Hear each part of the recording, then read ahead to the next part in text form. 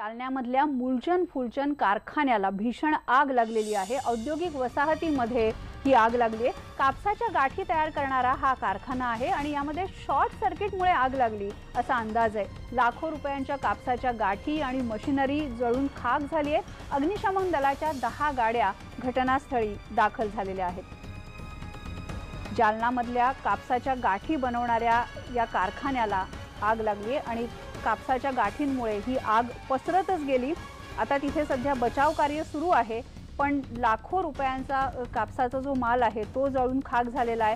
त्यासोबतच तिथली यंत्रणा जी आहे तीही जळून खाक झाली आहे। अग्निशमन दलाच्या 10 गाड्या घटनास्थळी दाखल झालेल्या आहेत।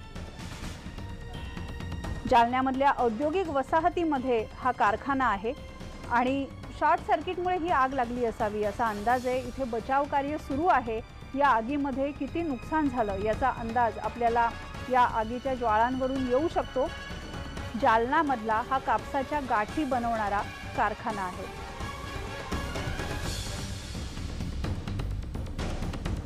मूलचंद फुलचंद कारखाना जो आहे या कारखान्यामध्ये ही आग लागली आहे आणि लाखो रुपयांचा कापसाच्या गाठींचा माल जो आहे तो जळून खाक झालेला आहे। त्यासोबतच कापसाच्या गाठी बनवण्यासाठी जी यंत्रणा वापरण्यात आली होती ती यंत्रणा सुद्धा जळून खाक झाली आहे। आपण ही दृश्य बघतोय, जालन्याच्या आगीची ही दृश्य आहेत।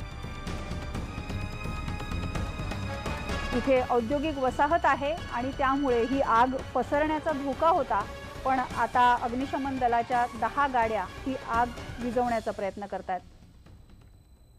यानंतर बघूया, सगळीकडेच निवडणुकांचं वातावरण तापलंय, पण तापमान सुद्धा वाढलंय चांगलंच। नाशिक जिल्ह्यातल्या ग्रामीण भागामध्ये तापमानात जोरदार वाढ झालेली आहे आणि मालेगाव, आपल्याला माहिती आहे मालेगावमध्ये तर उष्मांक नेहमीच जास्त असतो। इथे 42 अंशांवर पारा पोचलाय आणि मनमाडला सुद्धा 40 अंशांवर पारा गेलेला आहे।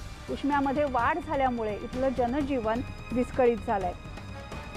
अवघा महाराष्ट्रच खरं तर या तापमानामध्ये चांगलाच होरपळून निघतोय, पण त्यासोबत सगळ्यात जास्त जी झळ बसते ती मालेगाव, मनमाड, नाशिक जिल्ह्यातल्या ग्रामीण भागामध्ये सुद्धा तापमानामध्ये बरीच वाढ झालेली आहे।